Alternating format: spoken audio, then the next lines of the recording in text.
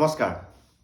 প্ৰত্যেক দিনাই মুখ্যমন্ত্ৰী ডাঙৰীয়াই শুওঁতে খাওঁতে ৰাতিপুৱা সাৰ পাই নিজৰ কামলৈ যাওঁতে এটাই কথা, হিন্দু হিন্দু গৰু মাংস গৰু মাংস গৰু মাংস এইবোৰে তেখেতৰ মুখত আৰু অন্য নাই।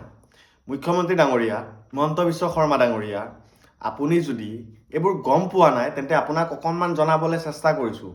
আপুনি দিনে ৰাতিয়ে হিন্দু, দিনে ৰাতিয়ে গৰু মাংস ইমান যে কৈ থাকে। আপুনি নগাঁও জিলাৰ সেই হিন্দু গাঁৱৰ পৰা গোহালিৰ পৰা গৰু চুৰ কৰি ৰাতি সেই বৰঘাট হৈ এই আপোনাৰ নৈ হৈ, পাথৰী হৈ, ৰাঙলু হৈ, কঠীয়াতলি হৈ, কামপুৰ হৈ, বৈঠালাংচু থানা পাৰ হৈ কেনেকৈ যাব পাৰে?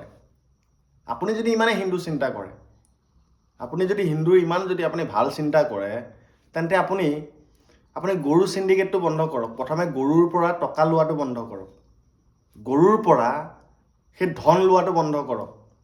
মই এজন হিন্দু যুৱক, মই কেতিয়াও গৰু ব্যৱসায় কৰি মই পইচা নলওঁ, কাৰণ সেইটো আদৰ্শ, সেইটো গুৰুজনাই দি থৈ গৈছে, সেইটো মা দেউতাই দি থৈ গৈছে, মা দেউতাই দিছে, গুৰুজনাই দিছে, শিক্ষকে দিছে। গৰুৰ পৰা কেতিয়াও পইচা নল'বা, গৰুৰ নামত কেতিয়াও পইচা নল'বা, বা সুদৰ নামত কেতিয়াও টকা নল'বা। সেইবোৰ শিকাই থৈছে অগ্ৰজনে।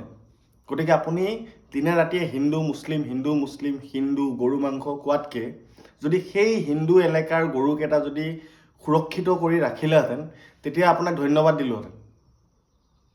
তেতিয়া ক'লোহেঁতেন যে আপুনি সঁচাই আচলতে একদম য়োগীৰ নিচিনা এজন সফল নেতা বা সফল মুখ্যমন্ত্ৰী। তেতিয়াই ক'লোহেঁতেন। বহুতে নাজানে হয়তো। মোৰ ঘৰ নগাঁৱত, মই জানো কিমান গৰু গোহালিৰ পৰা চুৰ হৈ আছে হিন্দু গাঁৱৰ। সেইটো মই জানো। সাংবাদিকে দেখা পায় নে নাপায় নাজানো, কিন্তু মই দেখা পাওঁ।